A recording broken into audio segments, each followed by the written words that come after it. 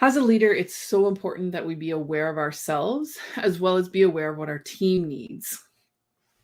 Now, that's a lot easier said than done because we are changing beings. We need different things at different times. So we just need to be aware of that and keep up with what we need ourselves. When I share this, I shared a few stories around. One for myself, I had teenagers move, well, they were preteens at the time, that moved into my house, and I changed the complete way I did my morning. So I stopped doing my self-care first, and I started coming straight to the office, getting my work done, and then going up and spending time with the kids, and then I would do my self-care. The problem came that after the kids left, I had clients that needed my time then too. And sometimes the self-care would either get pushed to the end of the day or it didn't happen at all. So no journaling, no meditation, no exercise. So I started having issues with this. And I started behaving in ways that I didn't want to behave anymore. And I realized it was because I'd lost that self-care. And that happens. Once I realized that, I changed it. This happens with our teams too. When we realize what each of our strengths and each of our weaknesses are, we can work with that, which is great. And I had a great teammate once who knew I didn't love details. So she would come to me for the most part, and she would give me an abbreviated version of all the events. Every now and then, though, she had to come and give me the details. And when that happened, what she would do is she would come in, she would knock on my door, and she would say, "Lisa, you need to hear all the details.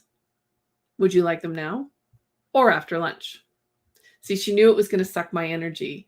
And so she was giving me the space to go have my lunch first and then come back and listen to the details. Or if I was okay in that moment and wasn't trying to focus on something else or had the energy, I could accept that right now. So these are the types of things. Now, I should give you the flip side to that. I knew she loved details. So whenever something new was coming out from head office, I'd just bring her into the meeting because I knew she'd ask more questions than I would. She would have a lot of questions that I never could have answered. And there were others on my teams who would have that many questions. So having her there allowed me to get the information that they would also be asking for. This was a great way. We were both able to use each other's strengths. And so we need to do that on our teams. Sometimes we get frustrated with someone who isn't like us. Now imagine if her and I had never had the discussion around, "I don't love details." If we hadn't taken the time to do that, she'd have been constantly coming to try and give me all the details without giving me warning or doing it at a moment that I was exhausted. And that wasn't going to help either one of us. But because we had that conversation, I knew how important the details were to her, and she knew how unimportant they were to me, which doesn't mean they were unimportant. I shouldn't use that word, but she knew how draining they were for me. So get to know your team. First, get to know yourself. Because I was able to share that piece, I don't love the detail. It drains my energy when I have to do detail. Because I was able to share that with her, we had a better relationship. And because she was able to share the opposite with me, same. We found a way to work with each other so that we weren't effectively getting on each other's nerves. So make sure that you know yourself first and foremost, and then get to know your team. What do they need in any given moment? And sometimes they're going to need something different. Life happens. We have families, we have kids. We all had COVID over the last 2 years. So what does everyone need? Ask the question, what is it that you need right now to be at your best? Do you need to work less, or maybe you need to work more right now? Everybody's different. Sometimes when people are dealing with something outside of work, they need to be at work more. Sometimes when people are dealing with that thing outside of work, they actually need less time at work. They need the break. They need to go deal with what they need to deal with.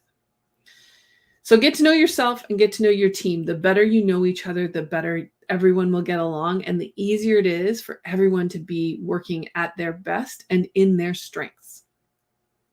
Leading with Ease is coming up. I've actually decided this week that I am going to delay the start to September 19th, the week of September 19th.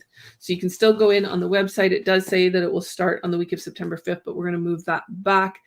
It's a little early to be starting right as kids and everyone are starting school. So I found it better to move it back to the 19th. So if you're still interested in taking it, this is the last time at these prices. I'm going to change the format and the cost for next year.